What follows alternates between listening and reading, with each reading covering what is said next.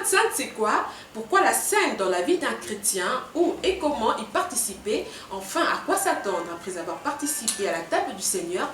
Tels sont les points qui ont été abordés au cours de notre entretien avec le pasteur Eric Senga.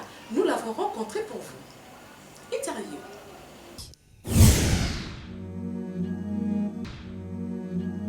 Bien-aimés dans le Seigneur, encore une fois, ce thème, la Sainte Seine, la guérison et la bénédiction du juste, se révèle très intéressant dans ce contexte, pour nous les chrétiens d'aujourd'hui, qui espérons en l'enlèvement. Vous savez que beaucoup d'entre nous ignorent la place et l'importance de la Seine dans la vie du chrétien.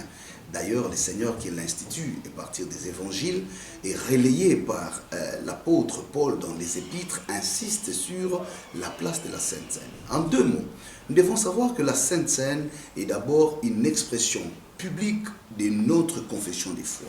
On ne peut participer à la Seine du Seigneur que lorsqu'on est baptisé d'eau et d'esprit. Comme le dit Jean-Baptiste et Matthieu chapitre 3, si quelqu'un n'est né d'eau et d'esprit, ne verra pas le royaume des cieux.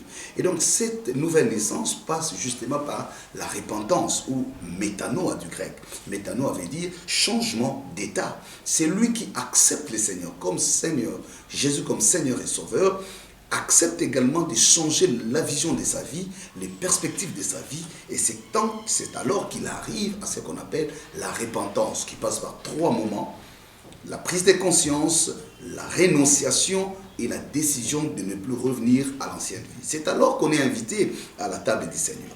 Et la table du Seigneur devient finalement le moment de communion à 2 degrés. La communion avec le Seigneur, c'est ça, la verticalité, où Adam a brisé au chapitre 3 du livre de Genèse, quand Dieu lui pose la question: où es-tu, Adam? Alors qu'il se cache derrière l'arbre. 3, Genèse 3, 12 jusqu'à 15. On voit dans quelle mesure l'homme s'éloigne de la présence de Dieu parce que la communion est brisée. Mais au chapitre 4, on voit également comment la communion entre l'homme et l'homme était brisée, Caïn et Abel. Et donc la Sainte Seine vient nous aider à restaurer la communion avec Dieu, la verticalité, et la communion avec son frère, l'horizontalité. Et quand nous participons à cette scène, c'est alors qu'on peut espérer même à la guérison spirituelle, ou même la guérison physique, comme l'apôtre Paul dit en sa première épître aux Corinthiens.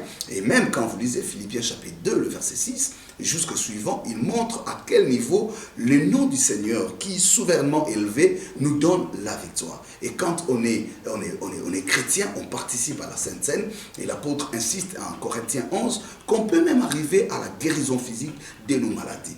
Et la troisième et dernière chose, cette guérison vous conduit également à la bénédiction comme entrer dans le schéma des bonnes intentions de Dieu. Peuple du Seigneur, j'aimerais nous exhorter et nous encourager à se faire baptiser en recevant Jésus-Christ comme Seigneur et Sauveur. Allez dans votre église pour que vous participiez à la Sainte du Seigneur. C'est alors que nous témoignons la mort et la résurrection de notre Seigneur Jésus et nous entrons dans le schéma de sa bénédiction. Que le Seigneur te bénisse là où tu es, au nom de Jésus. Amen.